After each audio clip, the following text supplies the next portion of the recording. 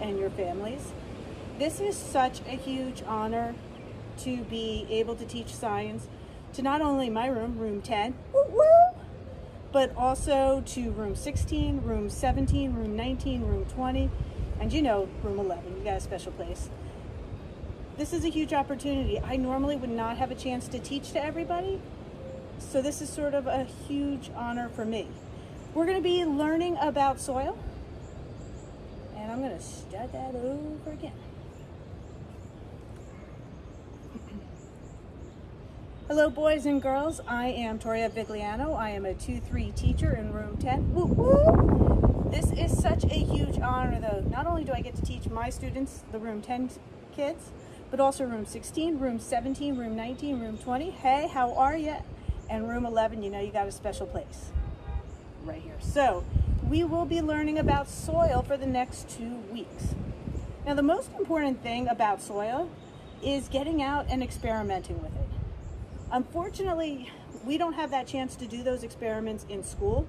So what I've done is I've taken those experiments home, I've videotaped them, and you're going to be writing responses and predictions about those. Soil is so important. Soil helps us grow plants. It helps gas exchanges from the earth, from the ground to the atmosphere. It is a home for so many microorganisms and those worms. It is just an incredible resource. It also even filters the water. We'll be learning a little bit about all of that in the next 2 weeks. Now, here's the thing. My unit is set up a little bit different than other teachers. I cannot believe the courage it took Jill, Karen, Colleen, Cheryl, Megan, and a few others to do their units first, because it's trial and error.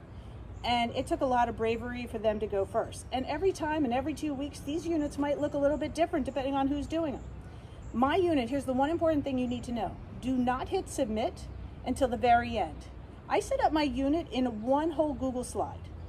And it's set up like a journal. Because what I want you to be able to do is go back to some of the reading. Go back to some of your learning from a few days earlier and be able to take a look at it. Once you hit that submit button, you cannot go back to your work. I hope that makes sense. So I want you to hold on to it till you have all of the lessons done. Now that brings me to the other thing that looks different. My lessons aren't individual assignments. It's set up like a book or like a journal. So at the very beginning, there's going to be a table of contents, and instead of chapters, you're going to have lessons or assignments. So you'll see those, and each one of those assignments would be like a day's work, or take a little bit longer. Here's the other thing. I'm going to give a second video. It's a second intro video, and it's going to give a little bit of tutorial and some useful hints as you're going through this. Now, if you are not very computer savvy, that's okay with me. You don't have to do the work on the computer. You can do it on a notebook. If you don't have a notebook handy, because some of us don't, and you don't want to do it on the computer, get a piece of cardboard. As long as you're writing some of these answers down, and more importantly, talking about them, because science is about observation. I can show you, I can explain to you soil. The one thing I can't do, families and students, is actually let you touch and smell it. So the one thing I encourage you to do is to get outside, smell the soil, play with it, feel it in your hands. Is it grainy? Is it smooth? Is it sticky? How does it smell? There's a different smell to the earth after a rainstorm. And if you don't have the opportunity to get outside to check out the soil, do you ever have a plant potted at your house? Feel that soil. Don't make a mess, and make sure anything that you do, boys and girls, you check with your parents first. And I think that covers our intro. Let's start digging and let's get into soils.